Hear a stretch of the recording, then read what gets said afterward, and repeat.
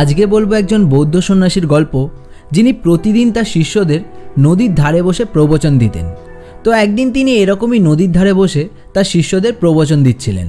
তার প্রবচন দেওয়ার মাঝেই তিনি কিছু মানুষের জোরে জোরে চেঁচানোর আওয়াজ শুনতে পান।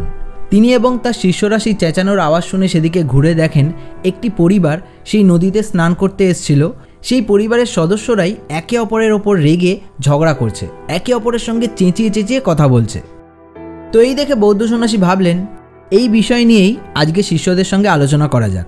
তো তিনি তার শিষ্যদের জিজ্ঞেস করলেন, আচ্ছা তোমরা বলো তো, এই যে কয়েকজনকে দেখছো, এনাদেরকে দেখে মনে হচ্ছে এনারা একই পরিবারের মানুষ, এনারা একসাথে এখানে স্নান করতে এসছে, তার মানে এদের মধ্যে সম্পর্কও ভালো আছে। কিন্তু এখন রাগের সময় এরা একে অপরের সঙ্গে এত পাশাপাশি দাঁড়িয়ে থাকা সত্ত্বেও কেন এত চেঁচিয়ে চেঁচিয়ে কথা বলছে? আমরা রাগ করলে এত চেঁচিয়ে চেঁচিয়ে কথা বলি কেন? তো এই প্রশ্ন শুনে এক শিষ্য বলল, গুরুদেব, রাগ করলে আমরা আমাদের আবেগকে নিয়ন্ত্রণে রাখতে পারি না, সেই জন্য চেঁচিয়ে কথা বলি। আরেকজন শিষ্য বলল, গুরুদেব, রাগ করলে রাগকে মানুষ প্রকাশ করবে কি করে? চেঁচিয়ে কথা বলার মাধ্যমে মানুষ রাগ করলে তার রাগকে প্রকাশ করে। এরকমই বিভিন্ন শিষ্য বিভিন্ন রকম উত্তর দিল। গুরুদেব সবার উত্তর শুনে বললেন, তোমরা যেগুলো বলছো সেগুলো ওপর চিন্তা করলে ঠিক কথা, কিন্তু তোমরা যদি গভীরভাবে চিন্তা করো তাহলে তোমরা বুঝতে পারবে যে মানুষ যখন রাগ করে তখন সামনে দাঁড়িয়ে থাকা মানুষটার সঙ্গে তার মনের দূরত্ব অনেকখানি বেড়ে যায়। কাছাকাছি থেকেও সেই মুহূর্তে তারা এত দূরে থাকে যে তাদের মন ভাবে যে আসতে বললে সামনের মানুষটা আমার কথা বুঝবে না, জোরে চেঁচিয়ে রাগ দেখিয়ে বলতে হবে। যখন মানুষের মধ্যে ভালোবাসা থাকে, প্রেম থাকে, তখন তারা একে অপরের ওপর এত জোরে চেঁচায় না। তাদের মন এটা তখন বোঝে যে তারা আস্তে আস্তে কথা বললেও তাদের মনের কথা সামনের মানুষটা বুঝতে পারবে, কারণ তাদের মন দুটোর মধ্যে তখন দূরত্ব খুবই কম থাকে।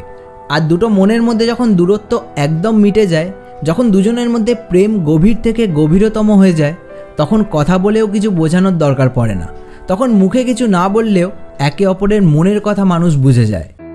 এই ছোট্ট গল্পটা আমাদের শেখায় যে যখন আমাদের মনে ক্রোধ বা রাগ জন্ম নেয়, তখন যদি সামনের মানুষটার সঙ্গে আমরা মনের দূরত্ব না বাড়াতে চাই, তাহলে আমাদের চেঁচিয়ে কথা বলা বন্ধ করতে হবে।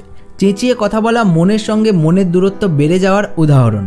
আর রাগের মাথায়ও যারা ধীরে সুস্থে বুঝিয়ে কথা বলতে পারে, তাদের মধ্যে কখনো মনের দূরত্ব বেড়ে যায় না।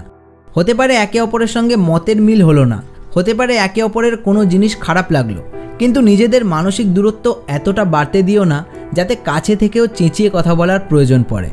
আর মানসিক দূরত্ব এতটাও যেন না বেড়ে যায় যে একজন কাছে থেকেও চেঁচিয়ে কথা বলছে আর সেই কথা সামনের মানুষটার কান অবধি তো পৌঁছচ্ছে কিন্তু মন অবধি পৌঁছচ্ছে না। এরকম যেন না হয় সেটা আমাদের খেয়াল রেখে চলতে হবে। ভিডিওটা ভালো লাগলে এটা একটা শেয়ার করে দিও, আর এরকম ভিডিও আরও দেখার জন্য এই চ্যানেলকে সাবস্ক্রাইব করে রাখতে পারো।